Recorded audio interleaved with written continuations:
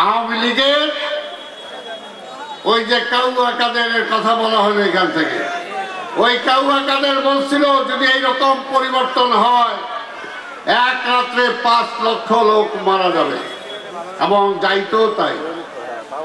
আগুন জ্বলার কথা ছিল, বিএনপি নেতা কর্মীদের মনে যে আগুন আওয়ামী লীগের বিরুদ্ধে, সে আগুন জ্বলা উচিত ছিল। কিন্তু একটা নির্দেশ তারেক রহমানের, এক নির্দেশের কারণে সারা দেশ সকলের নেতা কর্মী বুকে পাথর দিয়ে শীতল হয়ে গেছে, কোথাও কিছু হয় নাই। এটাই হলো বিএনপি। আর আওয়ামী লীগ স্বাধীনতার পরে পল্টন ময়দানে দাঁড়িয়ে মাওলানা ভাসানী বলেছিল, মুজিব তোমার ছাত্রলীগ, যুবলীগ, আওয়ামী লীগ, লাল বাহিনী, নীল বাহিনী থামাও, এরা দেশটাকে লুটে পুটে খেয়ে ফেললো। তখন আওয়ামী লীগের নেতারা বলেছিলেন, আমাদের এই নেতারা এত কষ্ট করেছে, এত জেল খেটেছে, এতদিন কিছুই পায় নাই, এখন না হয় কিছু খাইলই। ওই যে বলছে কিছু খাইলই, তারা দেশটাকেও খেয়ে ফেলছে, শেখ মুজিবকেও খেয়ে ফেলছে। এখানে হলো বিএনপি আর আওয়ামী লীগের পার্থক্য। বিএনপি রাজনীতি করে দেশের মানুষের জন্য, আর আওয়ামী লীগ রাজনীতি করে নিজেদের জন্য আর ওই ভারতের জন্য।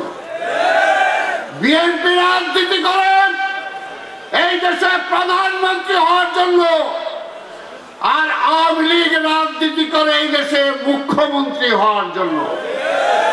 এটাই হলো আওয়ামী লীগ আর বিএনপি। তাই ভাইরা আমার, 17-15টা বছর এই দেশের মানুষ ভোট দিতে পারে নাই, ভোটের অধিকার কেড়ে নিয়েছিলেন। আজকে অনেকে বলেন এই ভোটের জন্যই কি পরিবর্তন হয়েছে নাকি?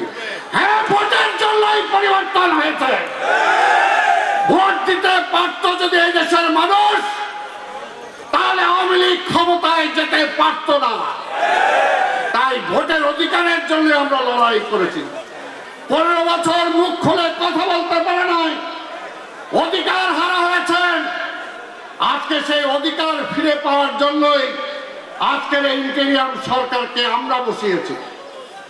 পরিষ্কার কথা, আপনাকে লং টার্ম ক্ষমতায় থাকার জন্য বসানো হয় নাই, আপনাকে বসানোই হয়েছে যে জনগণের রায় নেবেন আপনি। কারণ আমরা বলেছি বারবার যে একটা নিরপেক্ষ সরকারের অধীনে আমরা ভোট চাই। সেই নিরপেক্ষ সরকার হিসাবেই আপনাদেরকে ক্ষমতায় বসানো হয়েছে। আপনাদের মধ্যে যদি কেউ কেউ ক্ষমতার লিপসা পেয়ে বসে, তাহলে তাদেরকে ওইখান থেকে বের করেন। ওই ক্ষমতার চেয়ার থেকে, মস্তক থেকে দূরে সরান, নাহলে 2-1 জনের জন্য ইনোসেন্ট আপনার এই সরকারের চরিত্র নষ্ট হবে। যদি কারো কারো চরিত্র এর মধ্যে নষ্ট হয়ে থাকে, তাদেরকে ছুঁড়ে ফেলে দেন।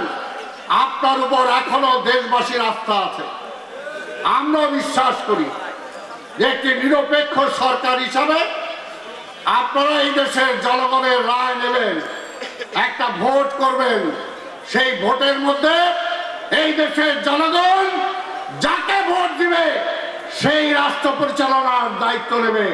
আমরা বলি নাই যে বিএনপিকে দিয়ে দেন, আমরা বলেছি জনগণ যাকে দিবে তাকেই আপনি দেন।